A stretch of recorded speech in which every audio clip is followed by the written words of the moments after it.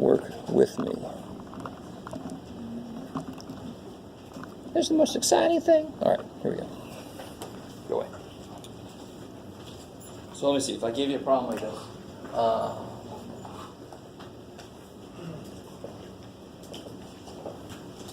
Given that fish links, certain species are normally distributed with mean of, let's say, what you got, John? 22 centimeters and a standard deviation of 4.81 centimeters. I like that. So humans, heights, fish lengths, these kind of things very often are normally distributed. Let's say that the certain fish species, their lengths are normally distributed. Meaning 22 centimeters, standard deviation of 4.81 centimeters. And then I ask you, if we pick one fish at random,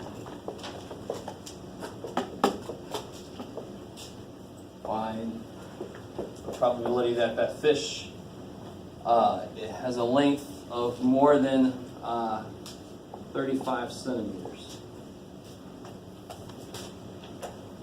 So this has got to become our kind of bread and butter problem. Right? This is your standard z-score probability question. Just leave it alone, Jeff. All right. So the very first thing I want to do is what?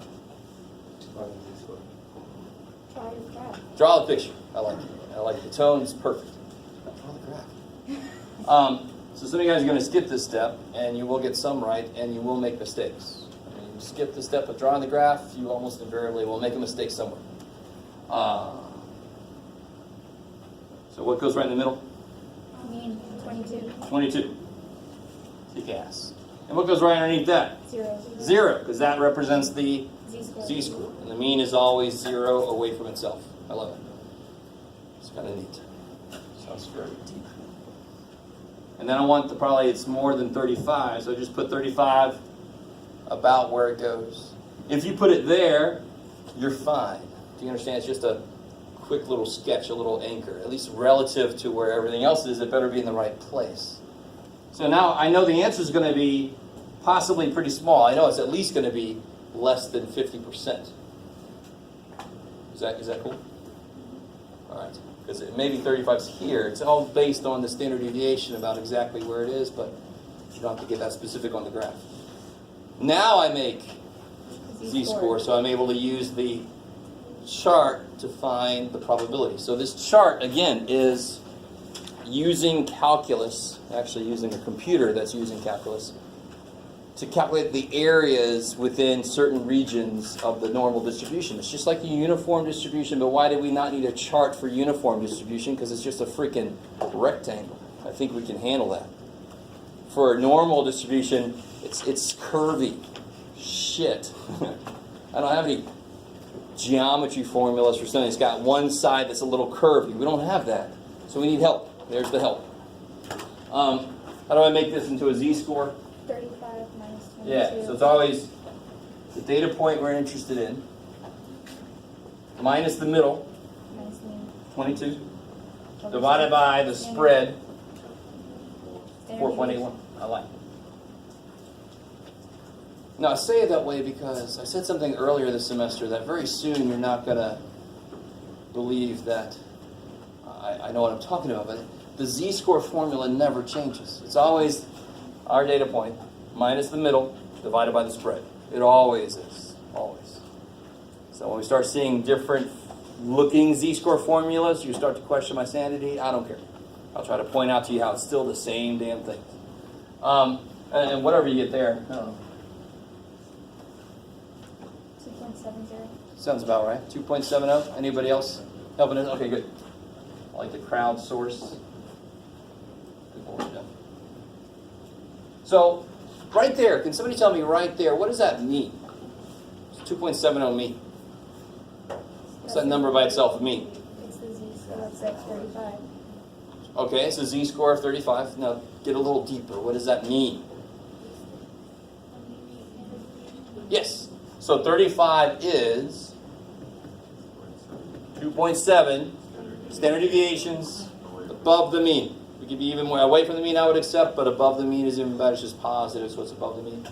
I like it. Just reminding you about that one question that's going to be on every test. That I'm hoping that more people get right. Since I've told you ahead of time it's going to be on the test. We'll see. All right. So that's what that z-score tells you. Why am I then able to make this into an area, into a probability? Why am I able to do that? Why am I able to look at this chart and use it? Because it's normally distributed. It's normally distributed, right? That's right for somebody to go, because you got eyes, yeah. Right? So it's normally distributed. So that means I can use the chart. So the z-score by itself never tells you an area. I need the chart to tell me that, and only if it's freaking normal. So please, dear God, if I ask you, what would a z-score of 1.8 tell you about a data point? Don't give me any areas. I didn't say anything about it being normal. The z-score doesn't tell you that. The chart does. Do you guys get the difference? So what does the z-score always tell you? The number of deviations from the mean to the data point. Always. I like it.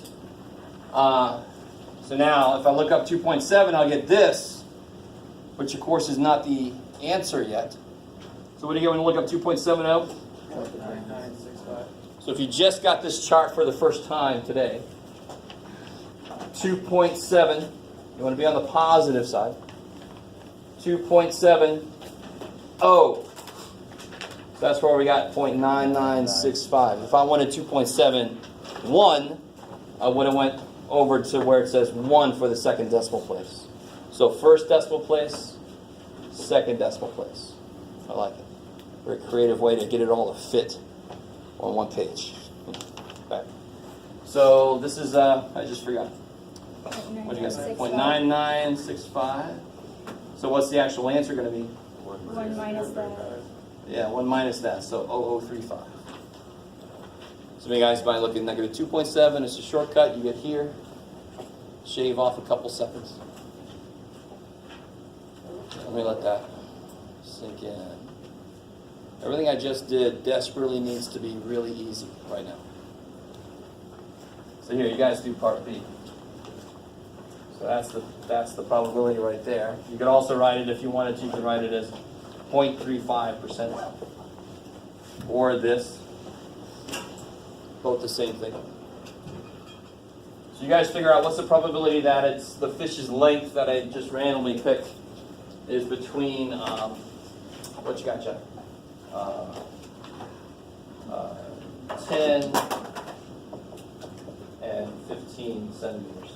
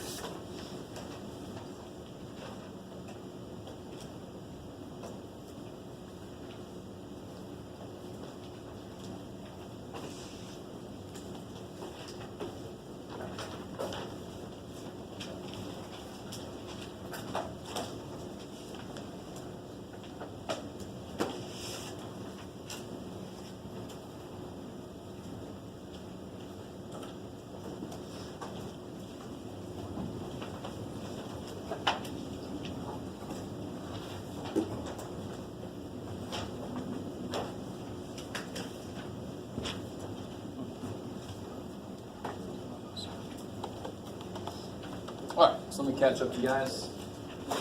Right in the middle goes 22. 10 and 15 are over there. Trying to find the area of that little slice. All right. Uniform is great because then it'd be a little rectangle, but here I'm screwed until I get this thing here, the chart. That's got a 0 underneath. How do I make these? You got to make them. Now be careful. I get somebody always kind of does 10 minus 15. That doesn't make any sense. Z-score is based on how far you are from the mean. So I've got to make two separate z-scores. So 10 minus 22 over 4.81. 15 minus 22 over 4.81.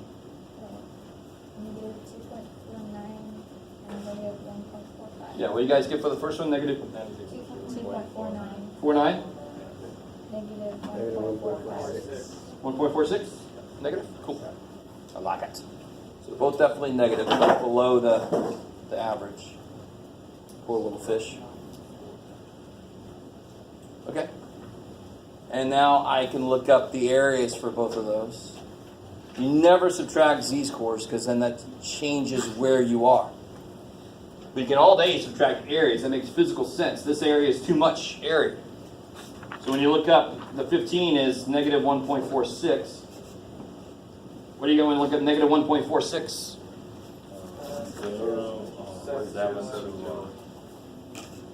Where'd it go? 1.46. I get 0.721. Good. Okay. And when I look up negative 2.49, 0.064. All right. All right. So then you get 357. So 0.0657. Yeah. Because you subtract these two, and you're left with the area between the two of them. So areas go up here, z-scores go down here. I can't stress that enough. You don't want to, it's hard enough on its own, you don't want to screw yourself over too. Be nice to yourself. Right? Let the math be mean.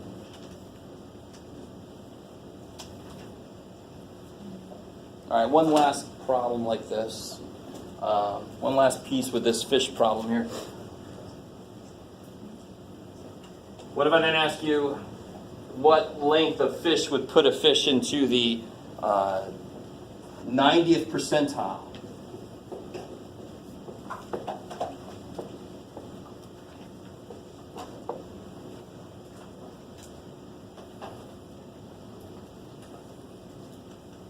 So where would that fish be? Would that be a rather large, a long fish, or a rather short fish? Rather long fish. It's longer than 90%, which tells you how to draw the picture, which tells you where it is. So if you have a fish that is exactly average, they're going to be longer than 50% of the fish. So where's P90 going to be? Yeah, up here. So this area here is 0.90. So whenever I ask you a percentile problem, it's always the area below that, which is actually beautiful because that's what the chart understands. The chart understands areas that are below. So percentiles work beautifully with this. Now, how do I find that z-score that represents the 90th percentile? Because last time I put this up here, it seemed like a lot of you guys kind of got this idea. The two problems we did at first was we had x scores, we made them into z scores, and we looked up the area, the percentage. Now I've got a percentage, so I got to first look up the z score, and then I got to work it back into an x score, a raw score. So what's the closest I can get to 0.90? 1.28. 0.8997. Yeah, 0.90. Yeah, 8997, 1.28. I like it.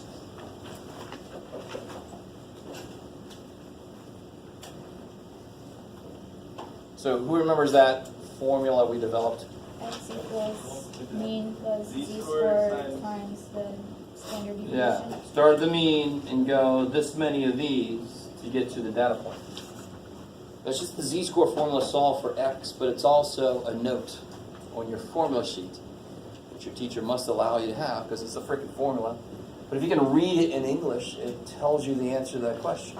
What's the z-score tell you? The number of standard deviations from the mean to the data point.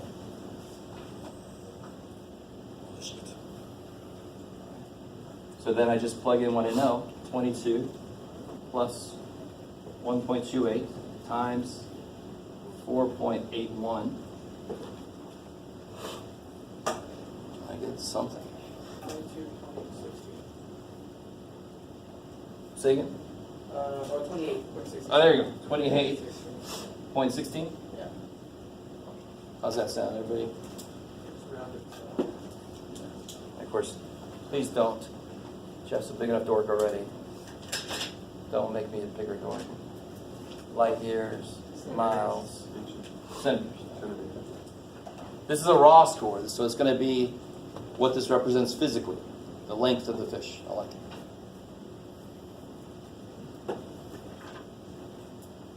Pretty cool, I like that. You're like, yes, Jeff, you are a dork. Don't force me to be even more a dork. Okay.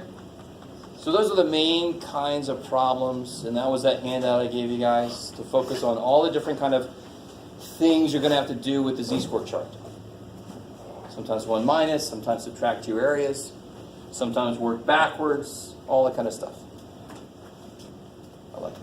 So, just to remind you guys what we did yesterday, we started looking a little bit at the next chapter yesterday when we went to alternate Earth, Florida. Right? So we got what they want from this here?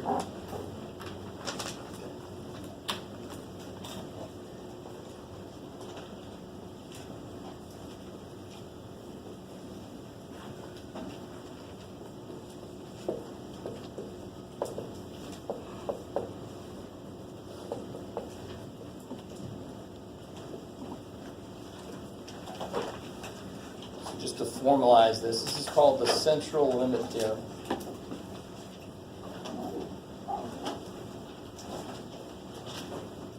And really, at the heart of it, let's not go back to alternate parallel universe Florida for a second. Let's stay in this classroom where we are right now. There's an average age currently in this room, right? There must be. There's nobody that's like fluctuating between 20 and 80. That would be really, really weird. You just phase in and out of 80 and 20. Yeah, thank you. All right. Oh, some of you guys are like, should I take notes about this? Is this going to be on the test? No. Okay. So there's an average age, period. So if I take everybody individually and I average the ages, I'm going to get the average age. What if I took 2 people at a time, averaged them, 2, average, and then I averaged all those averages? How would that compare to the actual average? Be the same. It'd be the same. It's the same people. I took equal amounts of everybody, right? 2, 2, 2. If I took 3 and then 2, well, then they're heavier weighted. Their average should count a little more, and then it would be off. But if I take 2, 2, 2, and average the averages, it's the same people. Of course, it's going to be the same average. So one thing we talked about last time. Now let's go back to alternate universe. We had this distribution of ages. Let me just make a little example. Nobody was anywhere near the middle. They were all either really young or really old. Right? And then I took a sample of 20, I think. I can't remember exactly what it was. I think it was 20. And then we came up with the idea that the most likely group of 20 that I would pick randomly would be a mixture between the 2 groups. It's slightly more likely to have a mixture than it is to have more of these or more of those, or only these or only those. So if I have a mixture of everybody, what's the most likely average of a sample of 20 that will come out? Will be the average.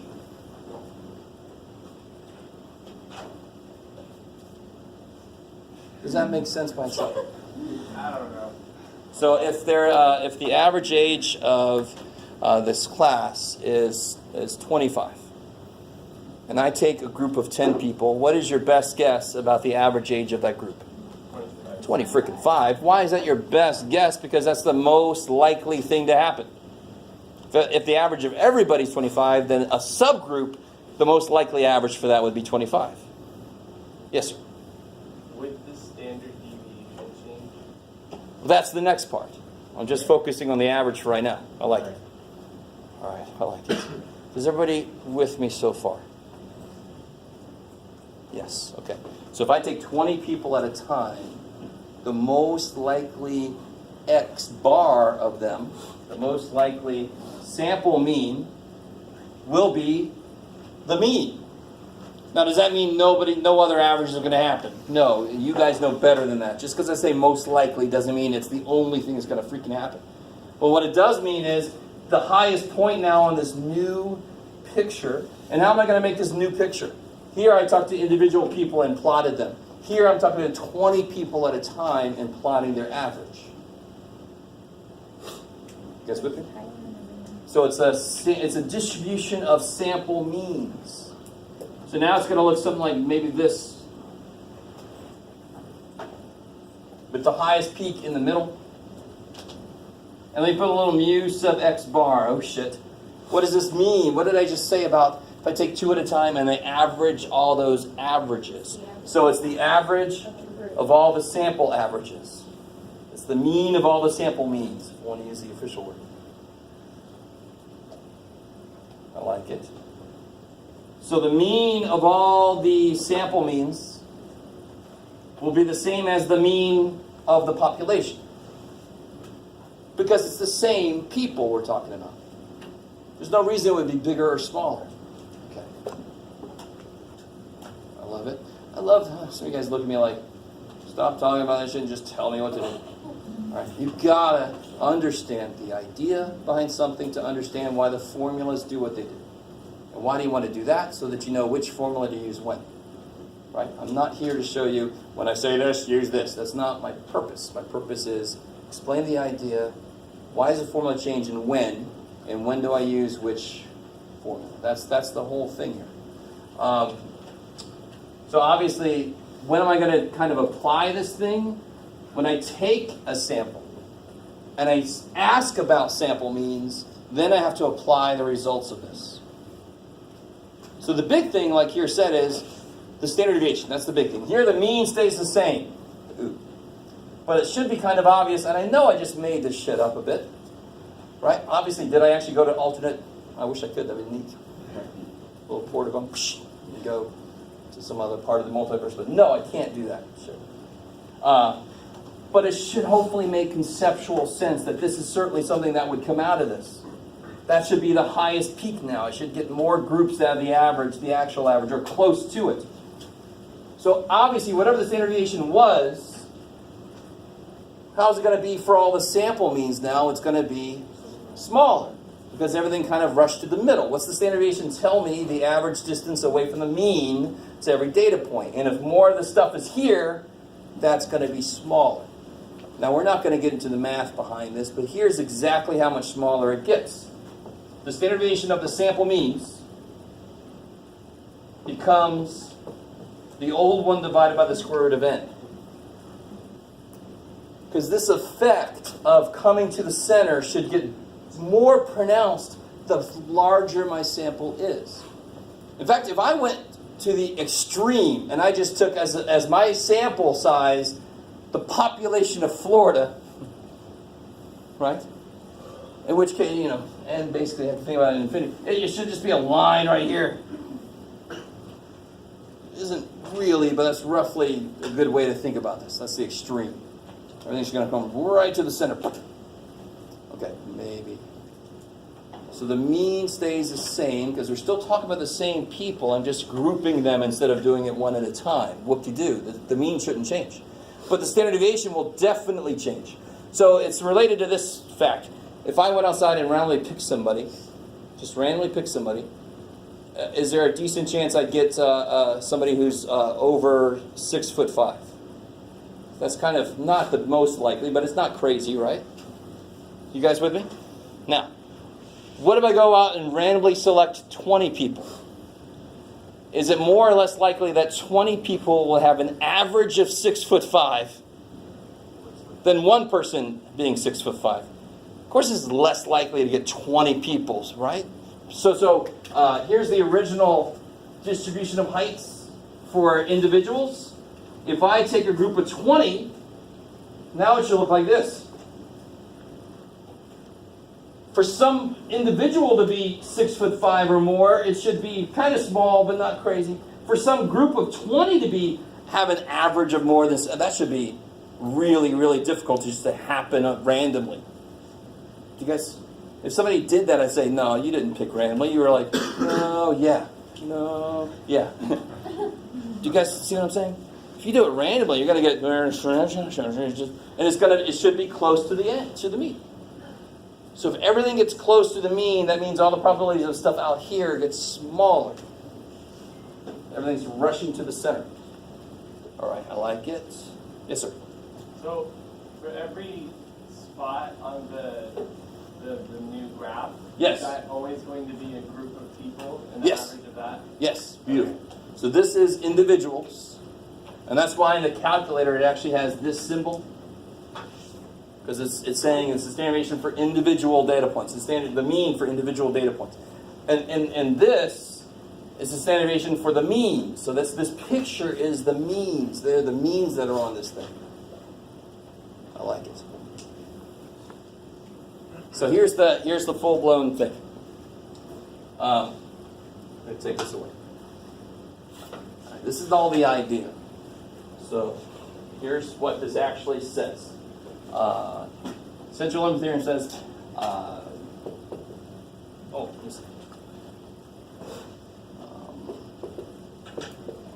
or sampling distribution.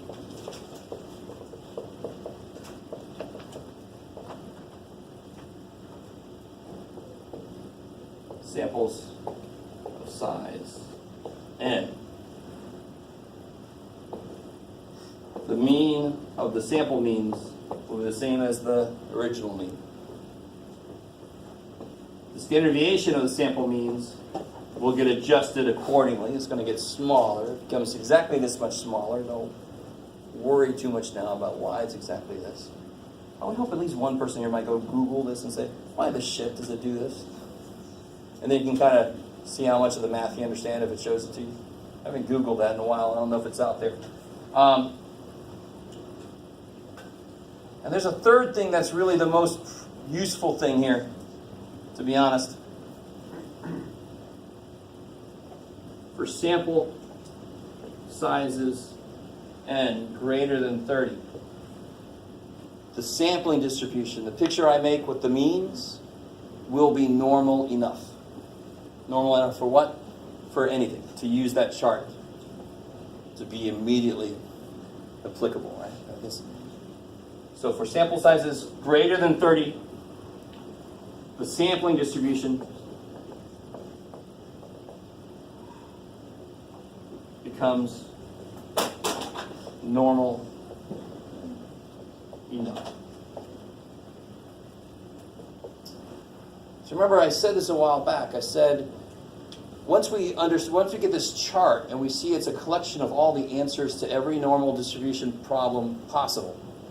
This is all the answers to every possible normal distribution problem. Then we're saying, well, how many normal distribution problems are there? How do I know when I'm dealing with a problem that is normally distributed? What if they don't say it is? Is there another way for it to happen? Yes. Here's the first way we see. So let's do a couple of concrete problems. Right? You guys have been very patient. You're all like, sure, Jeff, throw us all your concept shit. Get to the concrete problem sometimes, right? All right, that's you slap me. We'll do some of those, and then I'm going to go back and go like full-blown abstract on a semi-concrete problem. So let's see. Let me do some really concrete problems right now. This is all in the book, by the way. So everybody got what they want from this year?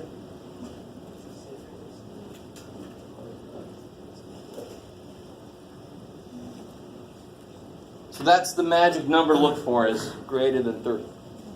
So if it doesn't say it's normally distributed, but I have a sample of over 30, and they're asking about the sample means, then I'm allowed to use z-score chart to look up areas, because I know it's normally distributed enough. Okay.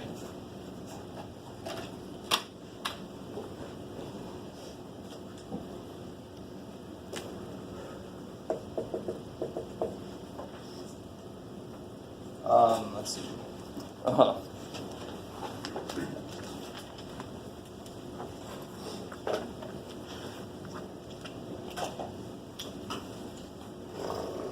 What do we got, Jeff?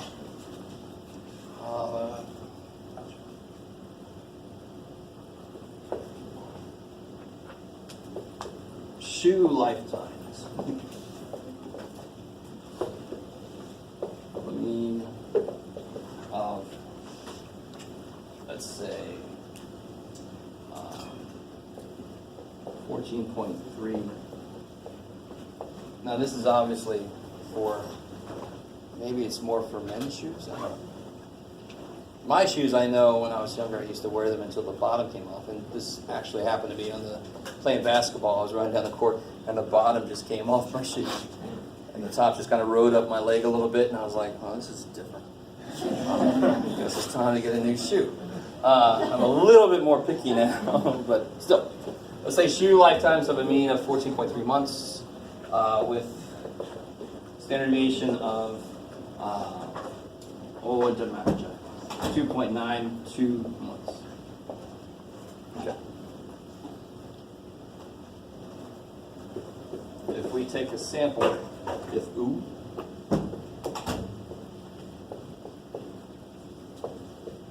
of 48 shoes,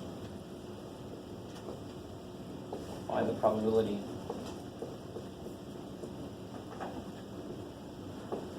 that the average lifetime, the mean lifetime,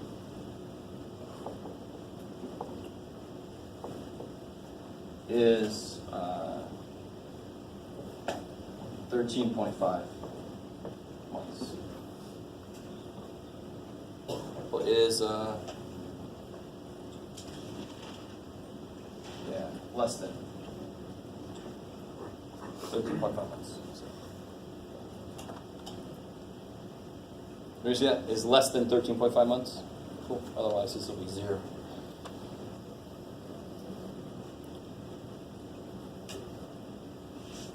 So the first question I would ask you is, we would normally draw the picture first, but how do I know I can draw the picture the way I want to?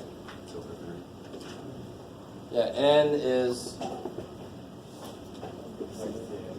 48, which is greater than 30, and, so that's 1, and what's the question asking about? The question is asking about the mean lifetime. It's asking about x bar. So you need those two things to know that you can use the sigma equals sigma over square root of n thing and all that kind of stuff. You need those two things to happen. They have to tell you the sample size is over 30, and they have to ask about the mean lifetime of a sample.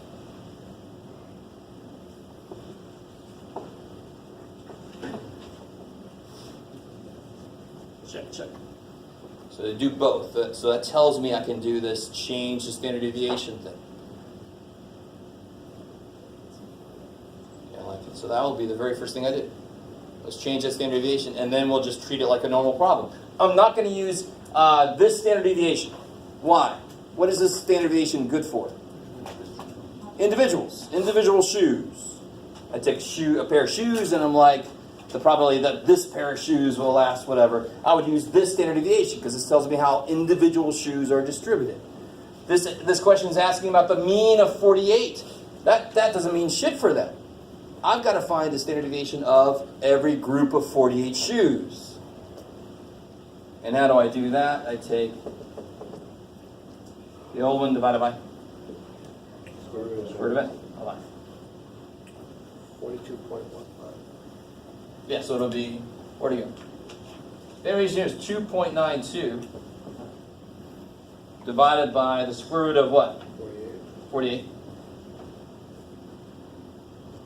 So yeah, it should be 0.4 something or other.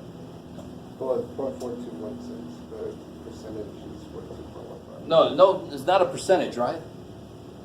What is it we're calculating right now? No, the new standard deviation. And trust me, this happens all the time. I'm glad you spoke up. Continue to speak up. Do not feel bad about the mistake at all, because I'll get people that calculate a z-score, but they don't tell themselves what they're doing, and they'll do the work, and they'll get 0.17, and they'll say 17%, yay. I'm like, you never looked that sucker up. That's a z-score. You always want to tell yourself what the hell you're currently doing, right? Because you're in control of yourself. You can tell yourself what you're doing. Oh, I'm making a standard deviation. Okay. So this. So I'm sorry. Do it again. I'm sorry. 4. 4, 2, 1, 5. 4, 2, 1. 1, 5. So 4, 2, 2. 4, 2, 1, 5. 4, 2, 1, 5. I like it. You guys are like, no, we're going to use 4 decimal places. Okay, you can. Standard deviation's got to be at least 3 places. So you could use 4, 2, 2 there, I guess, unless it was 4, 2, 1, 4 or something. It was 4, 2, 1, 4. You guys with me? Standard deviation, what did I say? You have to use at least 3 places, which means you could use 4 or 5. Don't use 28. I'd have to look at your calculator then and say, how big of a freaking display do you have? It's my calculator. All right.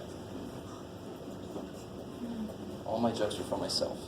So that's perfect because I thought that was pretty funny. So now I can do. So that's the one tweak. That's the only change from the problems we were doing before. It's a long-ass concept to discuss, obviously, right? To really get you to understand why things kind of happen the way they do. But the actual concrete nuts and bolts change is really tiny. Now I do everything like I used to. I just don't use that screen. I use that. So I can draw the picture now. I know it's normally distributed because of this. So right in the middle goes 14.3 because that is still the mean. The mean doesn't change. And I want to know the probability that it's less than 13.5 months. So now I just make a z-score. Everything's the same. That's the beauty of this. That's why I said the more you understand just a basic traditional z-score problem, the easier this kind of thing will be. One little tweak. So I make a z-score. It'll be 13.5 minus 14.3 divided by 4215.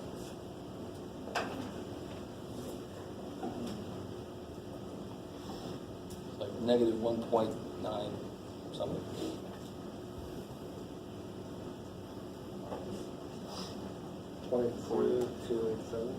Who is it? Negative 1.89. There you go. Negative 1.89? Yes, ma'am. The only thing different about like these type of problems is the fact that you have to like make sure that the standard deviation is correct. Like fix that. I love it. So again, obviously I'm going to have a little handout here. And there's going to be a problem that I tell you it's normally distributed. And I love doing that kind of problem because they're going to ask you, pick one person. What's the probability of this? So then you don't change anything. You just attack it like normal. And then I say, what if we take 16 people? Because I want you to realize the magic number is 30 if it doesn't start off normal. If it's already normal, the magic number is whatever the shit. Right? If it's normal already, how big of a sample have we taken before? 1. So if I take 16, it's still normal. When does this become the magic number? When I have no idea what the distribution is. I'm guaranteed it'll be normal enough if the sample is big enough. Starts off normal, I'm golden. Yes? It could be negative 1.90. Yeah. Is it? That's why I was kind of waiting. Yeah. 1.89 0.90. something? So, maybe 1.90? Okay. And when I looked that up, thank God, Jeff asked the question that I'll be done here, right? You look at negative 1.9, you get 0.0287. So almost a 3% chance that you would get a group of 48 shoes that would have an average lifetime of less than 13 and a half months. I like it. So let me give you this here handout. One side is very colorful, very freaky. So let's hold off on that for a little bit. What time we got? Oh wow, we got so much time. So we're going to work on the other side, the less colorful side, the pure problem side. We'll do that.